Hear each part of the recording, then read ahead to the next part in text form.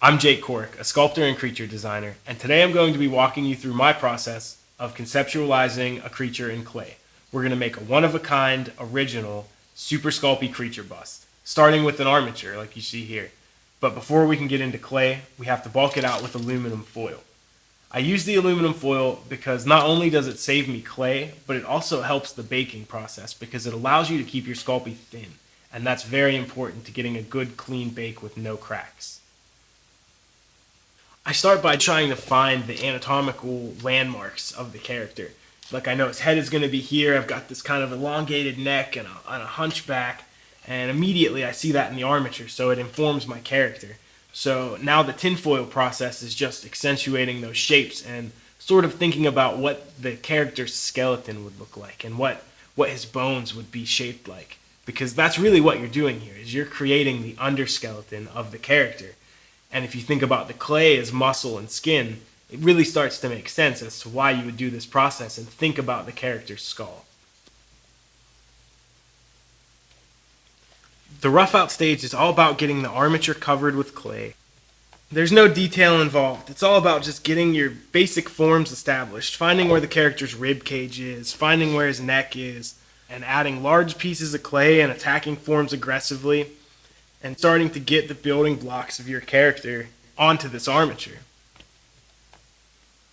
You can do the first half of your sculpture with nothing but your hands. And you'll be surprised at how many small forms you can bring out and the amount of finesse that you can get without sculpting tools. It'll really make you a faster sculptor if you don't rely on loop tools constantly and rakes and things like that for these early stages. Now, we will move on to those and I'll use different sculpting tools throughout the sculpture. But in these early stages, there are no better tools than your hands. The sculpture is still really rough, but we've got the armature covered, and we're starting to find out where the anatomy of this character falls and what kind of shape he is. I'm really focusing on the big forms. I'm not worried about details or eyes or smoothing or any of that stuff. I'm really just trying to find the big masses of shape. And now, I'll start to make those shapes more specific and add all the little things that will bring this character to life and flesh out his anatomy. I'm working the area on the neck and the collarbone. I'm really trying to get some specific shapes in those. They'll all be covered over with layers of detail and form later, but for now I'm just trying to establish clean, clear shapes.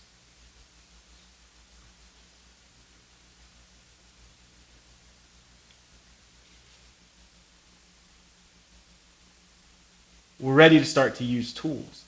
One of the first sculpting tools that I like to use is what's called a rake tool. A rake tool is essentially a loop tool with a serrated edge. And what it does is it tears up the surface of the clay, planing down all of the high spots, giving you a nice even surface to work with. I make my own rake tools. I take guitar string. I usually use a heavier guitar string, like a low E string or even a bass guitar string. And I loop it into brass tubing, and I pack Super Sculpey around the opening and bake the entire tool in the oven for about a half an hour.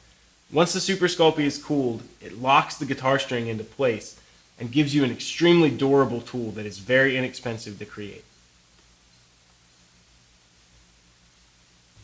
As a general rule, you want to almost always go against the form.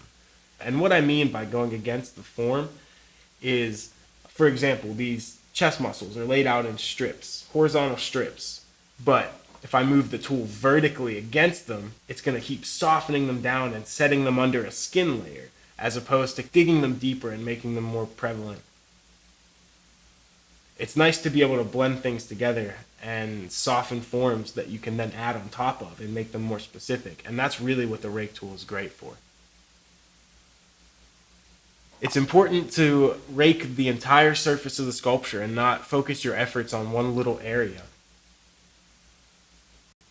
The next step is to add eye forms. There are no eyes in here yet because I like to use hard surfaces as eyes. Eye forms are a really good tool because they allow you to sculpt the eyelids and all of the anatomy around the eye without having to worry about interrupting the perfect sphere that you need for an eye.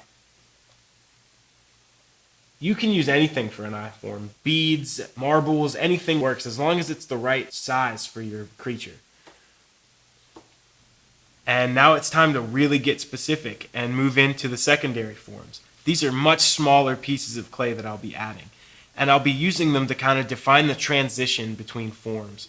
So the areas in between each muscle will get special attention. And I'll really start to focus in on the face and find all of the little details and all the little accents that I want. As I work, I'll work one area and move directly to the next. I never stay focused on one small area. I try to work the entire sculpture as one.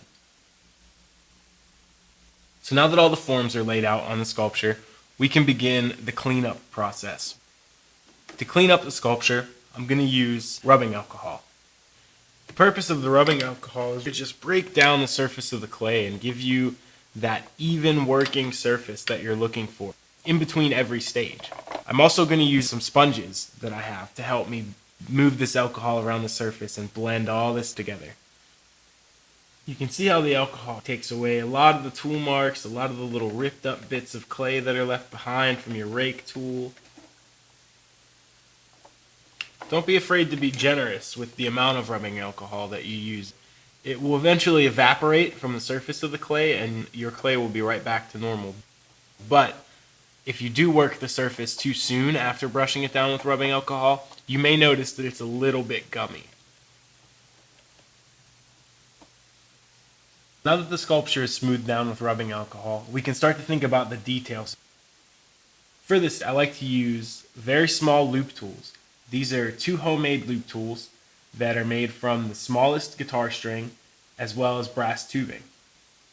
So we're going to start to render out the face.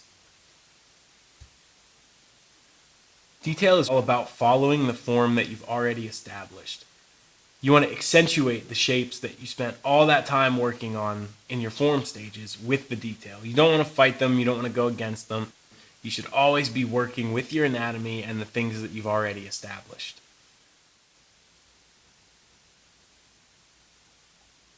Right now I'm adding the eyelids.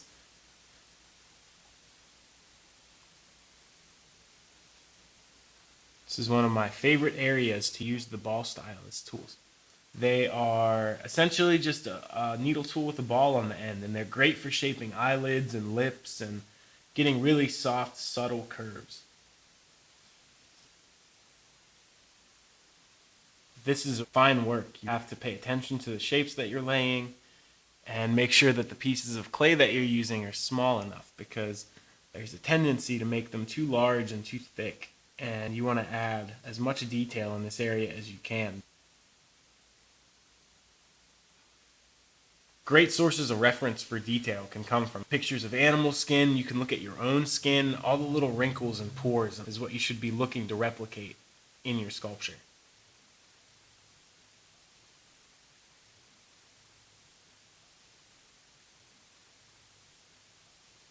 I'm adding these little spots and scaly, wrinkled areas just to increase the interest there. I think that they are a great way to show texture, and they really fit this character. He has kind of a frog-like appearance.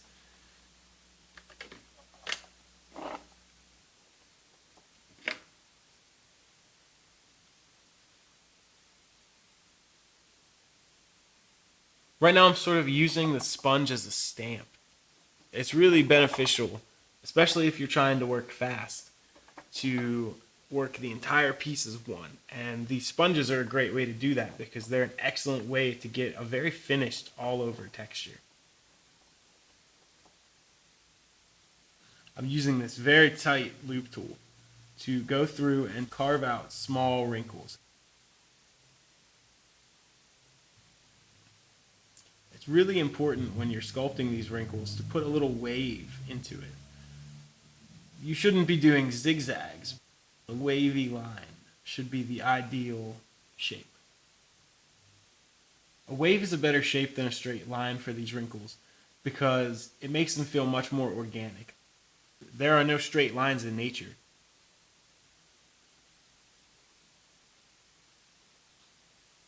I'm using the sharp little loop tool to dig out some areas of this face and add contrast and push some areas deep under the skin.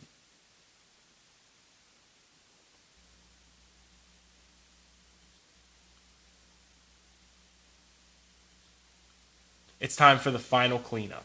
I'm just going to make sure that there are no fingerprints, no little bits of clay anywhere, and just tighten up a few areas that I feel needed as I go over the sculpture.